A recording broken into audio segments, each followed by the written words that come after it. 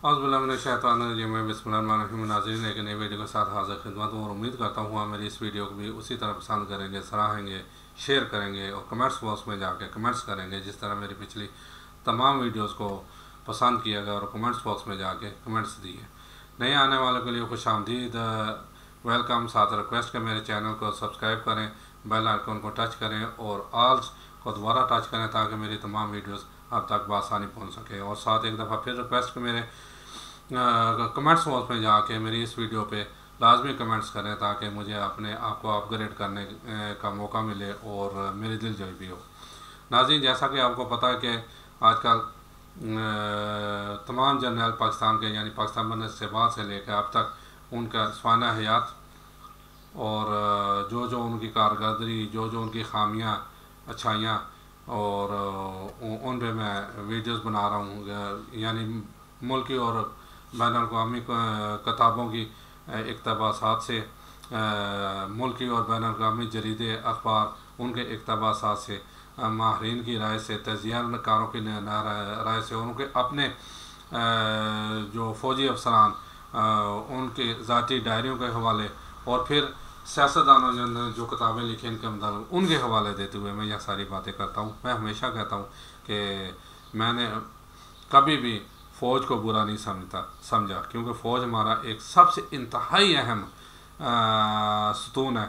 अगर हम इसे बुरा समझेंगे, इसके ख़िलाफ़ लिखेंगे, बोलेंगे तो फिर एक यानी इस तरह की कैफियत तारी हो जाएगी यानी अजीब गरीब सूरत हाल। और सीधा मैं ओपनली कहूँ तो इसमें खाना जंगी सूरत हाल भी पैदा हो सकती है। इसलिए मैं तो ये कभी नहीं चाहूँगा, सराहता हूँ, बल्कि ना सिर्फ फ़ौज को, जुडिशरी, सियासतदान, पाकिस्तान के हर डिपार्टमेंट को सराहता हूँ, लेकिन उनमें जो काली बहरें हैं उसकी भी निशानदेही ज़रूर करूँगा और करता रहूँगा क्योंकि भाई हम इनसे इंसान है, बहैसियत इंसान हमें कई खामियां भी होंगी।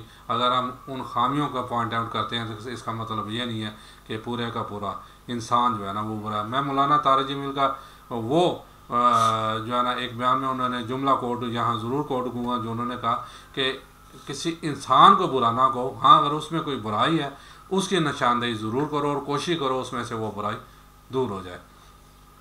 नाज़रीन, पिछली दो किस्तें परवेज़ मुशर्रफ पे, अब तीसरी किस्त डायरेक्ट मैं मौजू पे आता हूँ क्योंकि जैसे मैंने अपने पहली किस्तों में कहा कि ये इसका स्याह तरीन बाब तीनों जर्नलों जिन्होंने टेक ओवर किया, जो चीफ ऑफ आर्मी स्टाफ रहे, अगर कहूँ तो वो जनरल परवेज़ मुशर्रफ का ही बनता है क्योंकि उसमें जो उन्होंने कारगिल की जंग छेड़ दी फिर उसके नताइज जो रिज़ल्ट सामने आया वो भी सबके सामने है।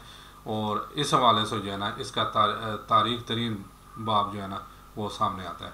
जी चलते हैं जी परवेज़ मुशर्रफ की तरफ। पाकिस्तान की फ़ौजी क़यादत को भारतीय मीडिया के ज़रिए कारगिल ऑपरेशन की इतलात मिलने लगी तो मई 1999 में 70 से ज़ायद फ़ौजी अफसरों को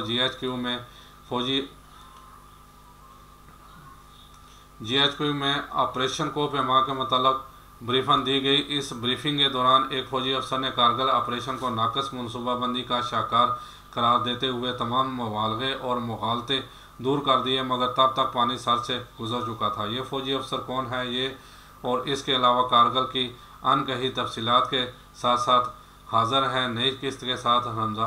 रमज़ान मुबारक के जुम्मतुल वदा को 16 जनवरी 1999 की सुबह GHQ के मिलिट्री डायरेक्टोरेट के ऑपरेशन रूम में एक खुफिया तरीन अजलास हो रहा था जिसे फॉरमैन शो कहा जाए तो ज़्यादा बेहतर होगा क्योंकि इस इजलास में कारगिल ऑपरेशन के मरकज़ी किरदार अपनी मुहिम जोई को बाज़ाब्ता शक्ल देने की कोशिशें कर रहे थे। नसीम ज़ोहरा की किताब from Kargil to the coup के मुताबिक इस इजलास में army chief general Parvez Musharraf, CGS lieutenant general Aziz Khan, corps commander Rawalpindi lieutenant general Mahmood Ahmed, commander FCNA major general Hasan Javed, DG military operation Tauqir Zia और 323 ब्रिगेड के कमांडर ब्रिगेडियर मसूद इस्लाम मौजूद थे। कर्नल नसार अहमद ने 15 सफ़हात पर मुश्तमिल ऑपरेशन को पैमा की तफसीलात बयान की तो किसी ने कोई सवाल तक करने की जहमत ना की क्योंकि सब जानते थे कि स्टैंडर्ड ऑपरेटिंग प्रोसीजर के तहत खुफिया अदारों की राय मालूम करना और फिर वजारत दफा से इस ऑपरेशन की इजाज़त लेना ज़रूरी था। DGMO lieutenant general Tauqir Zia, जिन्हें इस ऑपरेशन में कायदाना किरदार अदा करना था, इन्हें भी आखिरी लम्हात में एतमाद में लिया गया। यही वजह थी कि उन्होंने अदम दिलचस्पी का मुजाहरा करते हुए बातचीत में हिस्सा न लिया। GHQ में ऑपरेशन कौम पैमा की बाज़ाब्ता मंजूरी देने से पहले ही पाक फौज के दस्ते लाइन ऑफ कंट्रोल अबूर करके 7 किलोमीटर तक दुश्मन के इलाके में घुस चुके थे। इस ऑपरेशन की मंजूरी ने माजी की तारीख दोहराई, क्योंकि अयूब दौर में रन ऑफ कच्छ पर पाक भारत माहदे से 48 दिन कबल ऑपरेशन जबराल्टर की मंजूरी दी गई, जबकि इस बार ऐलान लाहौर होने से 36 दिन कबल ऑपरेशन कोपमा की मंजूरी दे दी गई। मेजर जनरल अशफाक परवेज़ कियानी, जो रावलपिंडी कोर के तहत 12वीं डिवीज़न के GOC थे और फॉरवर्ड कोहटा से कोटली आज़ाद कश्मीर तक का इलाका उनके ज़ेर इंतज़ाम था, उन्होंने भी कमांडर 10 को लेफ्टिनेंट जनरल महमूद अहमद के घर हो रहे खुफिया इजलास में ऑपरेशन कोपमा से इख्तलाफ राय का इजहार किया। उन्होंने अपने सीनियर्स को बताने की नाकाम कोशिश की कि इस मंसूबे में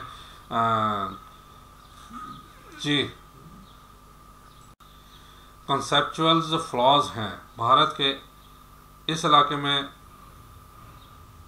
2 एयरफील्ड्स मौजूद हैं और रद्द-ए-अमल का तखमीना लगाते वक्त इस हकीकत को नज़रअंदाज किया गया है, मगर कारगिल मुहिम जी के मनसूबा साजों ने अशफाक परवेज़ कियानी की ये बात सुनी कर दी। इस दौरान भारतीय पोस्टों पर कब्जे का सिलसिला जारी रहा। मार्च के वस्त में एक आध मरतबा फायरिंग का तबादला हुआ, मगर मजमूई तौर पर अफवाज पाकिस्तान को किसी किस्म के मज़ामत का सामना न करना पड़ा। अप्रैल में भारतीय फ़ौज के मुखबिर चरवाहों ने कारगिल के आसपास गड़बड़ की इतला दी और फिर 15 मई को भारतीय अखबार स्टेट्समैन में खबर छप गई कि दौरास कारगिल सेक्टर में भारतीय फ़ौज को इन मुजाहिदीन से लड़ना पड़ रहा है जिन्हें पाकिस्तान की हमायत हासिल है। इसके साथ ही पाकिस्तानी मीडिया में भी कारगिल सेक्टर में जंग की खबरें शाया होने लगीं और अखबारात बाकायदगी के साथ पाकिस्तान की जंगी फतवाहात की खबरें देने लगे। कौम को खुशखबरी दी गई कि मुजाहिदीन ने जोजिला बाईपास पर हमला करके भारतीय फ़ौज को घेरे में ले लिया गया है और अब कश्मीर की आज़ादी की मंजिल करीब है। अखबारात की सुर्खियाँ देखकर यूँ महसूस होने लगा जैसे वाकई ही अफवाज पाकिस्तान ने भारत को गर्दश से दबोच लिया है। लेकिन जब मीडिया के ज़रिए कारगिल ऑपरेशन की खबरें सामने आईं तो अफवाज पाकिस्तान के सीनियर अफसरों के गम गुस्सा की कोई इंतहा ना रही।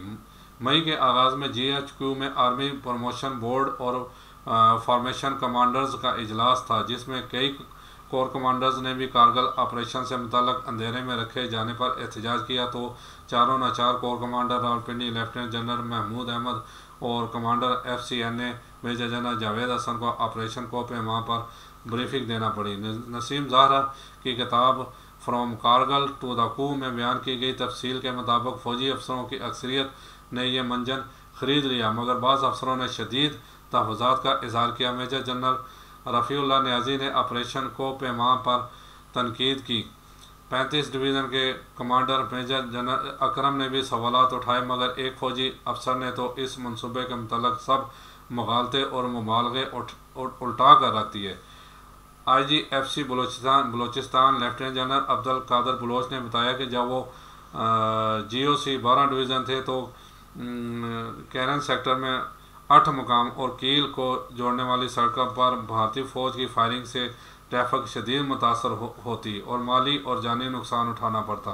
1996 में अब्दुल कादर बलोच ने भारतीय फायरिंग का तदारक करने के लिए कंक्रीट की दीवार बनाने का फैसला कर लिया। भारतीय फ़ौजी 800 किलोमीटर के फासले पर मौजूद थे, मगर फिर भी 3 माह के मुख्तर अरसा में 6 से 8 फुट बुलंद और 4 से 5 फुट चौड़ी दीवार खड़ी कर दी गई। अब्दुल कादर बलोच ने सवाल उठाया कि जब भारतीय फ़ौजी 800 मीटर के फासले से हमें दीवार बनाने से ना रोक सके, तो कारगिल और दरास में बैठे हमारे जवान 3 किलोमीटर के दूरी पर मौजूद NH1 की सप्लाई लाइन कैसे मुनक़ता कर सकेंगे। लेफ्टिनेंट जनरल अब्दुल कादर बलोच के इस सवाल का जवाब किसी के पास ना था। जनरल परवेज़ मुशर्रफ ने सूरत हाल की नज़ाकत का इदराक करते हुए कहा किस्मत हमेशा बहादुरों का साथ देती है और इस बार ये हमारे साथ है। सीनियर्स का एहतराम आड़े ना आता तो यकीनन इन्हें कोई बताता कि जनरल साहब बहादुरी और बेवकूफ़ी में बहुत मामूली सा फ़र्क होता है। कारगिल ऑपरेशन से मुतल्लक एक अहम तरीन सवाल ये है कि क्या मुंतखब सियासी क़यादत को इस मुहिम जोई का इल्म था? क्या इन्हें इस बारे में ब्रीफिंग दी गई थी या इन्हें कारगिल के मुतल्लक एतमाद में लिया गया था? जनरल परवेज़ मुशर्रफ के करीबी साथी लेफ्टिनेंट जनरल शाहिद अजीज़ कहते हैं हरगिज़ नहीं, यानी सियासी क़यादत को एतमाद में नहीं लिया गया था। मगर परवेज़ मुशर्रफ अपनी किताब in the line of fire में इसरार करते हैं कि वज़ीर आज़म मियाँ नवाज शरीफ को तकरीबन 4 मरतबा कारगिल ऑपरेशन के मुतल्लक ब्रीफिंग दी गई।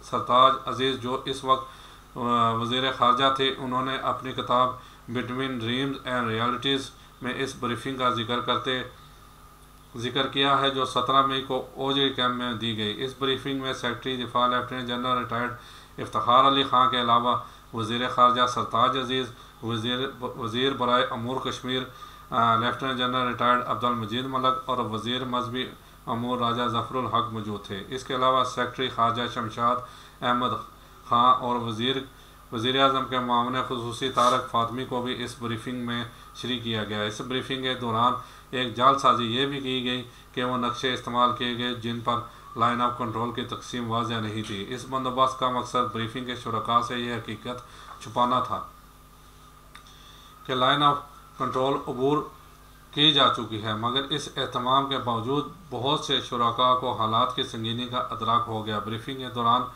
Chief of general staff lieutenant general Aziz Ahmed Khan ने खुशाम और चापलूसी के सब रिकॉर्ड तोड़ दिए। मियाँ नवाज शरीफ ने पूछा, आप भारतीय फ़ौज की नज़रों में आए बगैर फ़ौजी दस्ते और साजो सामान लाइन ऑफ कंट्रोल पर पहुँचाने में कैसे कामयाब हुए?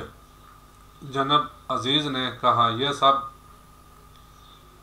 एक शानदार टैक्टिकल ऑपरेशन के नतीजे में मुमकिन हुआ और ये सब क्रेडिट हमारे इन जवानों और ऑफिसर को जाता है जिन्होंने मुश्किल तरीन हालात में ये टास्क मुकम्मल किया। वज़ीर आज़म ने पूछा, मगर फितरती तौर पर भारतीय रद्द-ए-अमल बहुत सख्त होगा और ये पोस्टें वापस लेने की कोशिश की जाएगी।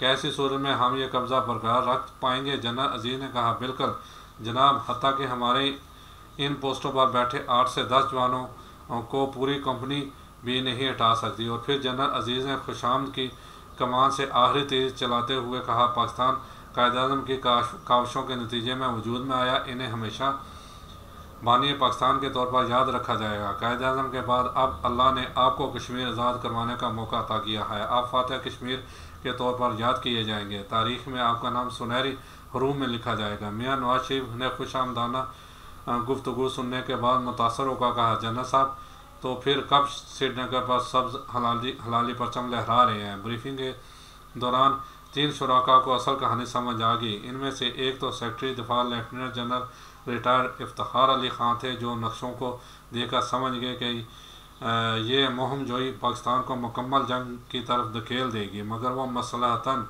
खामोश रहे। अलबत्ता वफाकी वज़ीर ख़ारजा सरताज अजीज़ और अमूर कश्मीर के वफाकी वज़ीर lieutenant general retired Abdul Majeed Malak ने लगी लिपटी रखे बगैर ऑपरेशन को पैमा की खुलकर मुखालफत की। सरताज अजीज़ ने कहा कि हर कमांडर को बुनियादी सबक ही यही दिया जाता है कि पहले अपने मकासद का तयन करो, फिर स्ट्रेटजी बनाओ और आखिर में इस स्ट्रेटजी को अमली जामा पहनाने के लिए टैक्टिक्स को बुरोए कार लाओ। मगर कारगिल ऑपरेशन का मामला ये है कि यहाँ टैक्टिक्स तो बहुत शानदार हैं, लेकिन स्ट्रेटजी नाकाबिल अमल और मकासद गैर वाज़ेह हैं। यह मुहिम जोई एलान लाहौर की रूह के मुनाफी है और अमेरिका ऐसी सूरत में हमारा साथ हरगिज़ नहीं देगा। Lieutenant general retire Abdul Majeed Malak ने कहा, मैं खुद डीजी मिलिट्री ऑपरेशन रहा हूँ और इन इलाकों से अच्छी तरह से वाकिफ़ हूँ।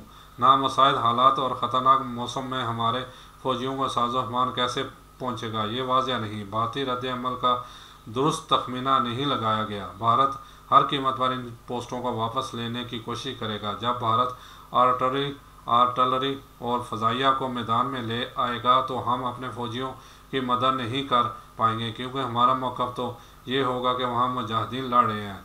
इस मुहिम जोई का नतीजा ये निकलेगा कि जंग का दायरा वसी हो जाएगा। क्या हम भारत और पाकिस्तान के दरमियान एक और जंग के लिए तैयार हैं?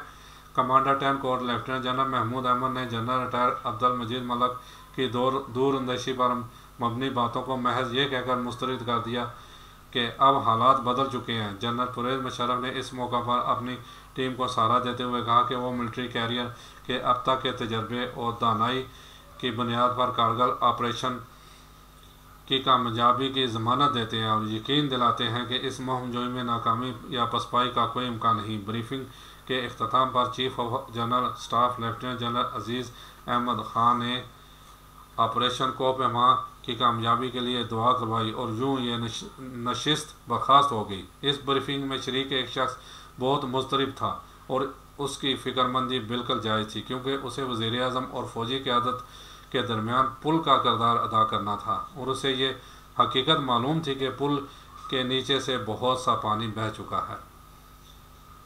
इस मुस्तरब शख्स का नाम लेफ्टिनेंट जनरल इफ्तिखार अली ख़ान था, जो सेक्रेटरी दिफा थे। ब्रीफिंग के बाद उन्होंने वज़ीर आज़म का पीछा किया और जब मियां नवाज शरीफ वज़ीर आज़म हाउस की लिफ्ट में दाखिल हो रहे थे तो उनके पास जा पहुँचे।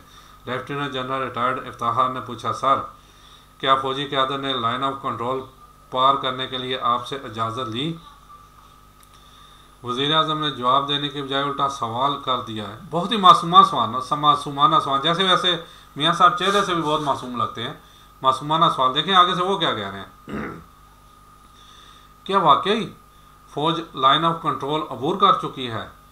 लेफ्टिनेंट जनरल इफ्तिखार के चेहरे से परेशानी साफ दिखाई देती थी और उन्होंने ताबड़तोड़ सवालात करते हुए कहा, सर क्या आप जानते हैं लाइन ऑफ कंट्रोल पार करके 100 चेक पोस्टों पर कब्जा करने वाले मुजाहिदीन नहीं बल्कि हमारी फ़ौज है।